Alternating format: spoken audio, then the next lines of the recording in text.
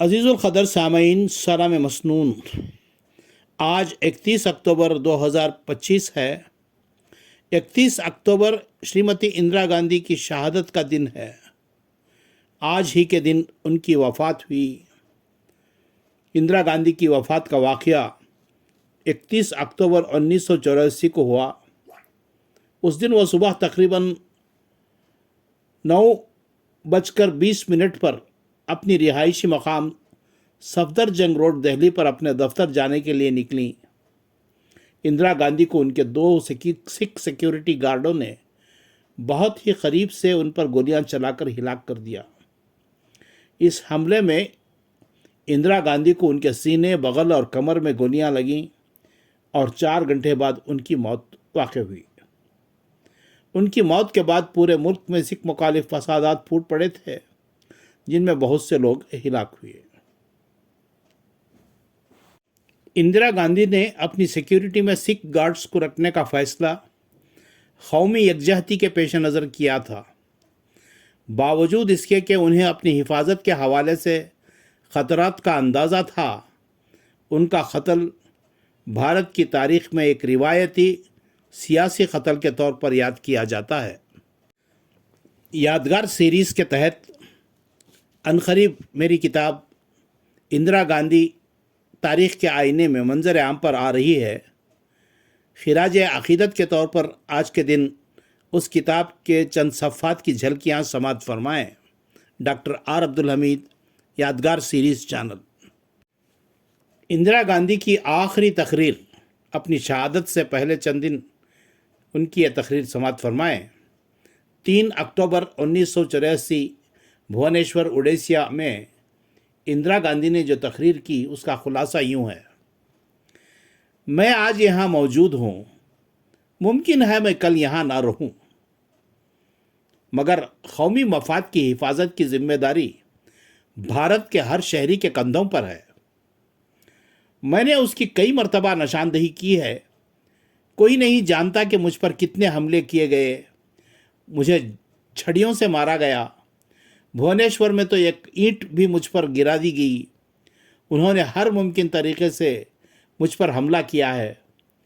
مجھے اس بات سے کوئی فرق نہیں پڑتا کہ میں زندہ رہوں یا مرتی ہوں۔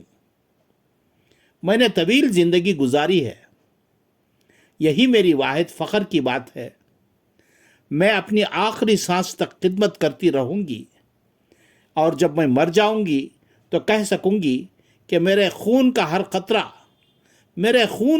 قطرہ بھارت کو توانائی بخشے گا اور اسے مضبوط بنائے گا۔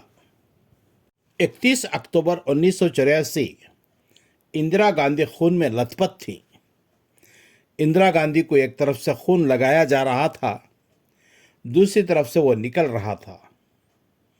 سن 1930 عیسوی میں پنجاب کے فیروز پور شہر میں پیدا ہونے والی ڈاکٹر ستیا بھارگوا سن 1984 عیسوی سے 1990 عیسوی تک ایمس کی پہلی خاتون ڈائریکٹر تعینات رہی تھیں۔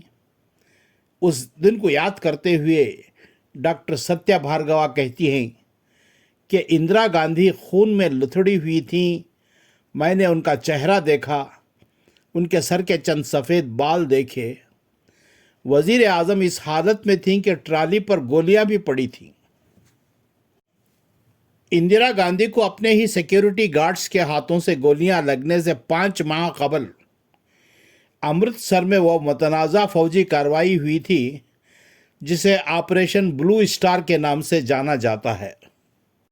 ڈاکٹر بھارگوا کہتی ہیں کہ وزیر صحت بی شنکر آنند اور دیگر کانگریسی قائدین بحث کرتے رہے۔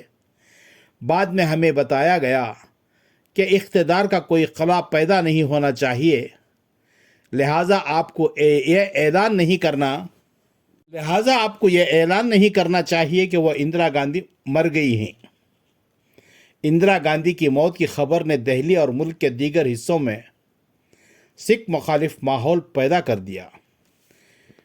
اس واقعے کے وقت ہندوستان کے صدر گیانی زیل سنگھ یمن کے دورے پر تھے۔ وہ ملک کے پہلے سکھ صدر تھے۔ इंदिरा गांधी की मौत की खबर सुनकर वो फौरन इंडिया वापस आ गए। डॉक्टर भार्गव अपनी किताब में लिखती हैं कि ज्ञानी जैल सिंह शाम 5:20 पर अस्पताल पहुंचे और उस वक्त वो बहुत हैरान और खौफजदा नज़र आए, क्योंकि ये खबर फैल गई थी कि सिक्योरिटी एहलकारों ने गोलियां चलाई हैं। वो कुछ देर ठहरे और ये कहकर चले गए कि राजीव गांधी को आने दो। मौत की खबर में ताख़ीर और सदर की घबराहट। डॉक्टर भार्गव का कहना है कि उस वक्त के भारत के सदर ज्ञानी जैल सिंह और राजीव गांधी समेत कोई आला ओहदेदार दिल्ली में नहीं था। ताहम इंदिरा गांधी के पर्सनल सेक्रेटरी आर के धवन और सियासी मुशीर मक्खन लाल फौतेदार अस्पताल में मौजूद थे। अपनी किताब में डॉक्टर भार्गवा लिखती हैं, जब राजीव गांधी अस्पताल पहुंचे तो उन्होंने सोनिया गांधी से मुख्तसर वक्त के लिए मुलाकात की, जो वहां राहुल गांधी और प्रियंका गांधी के साथ पहुंच चुकी थी।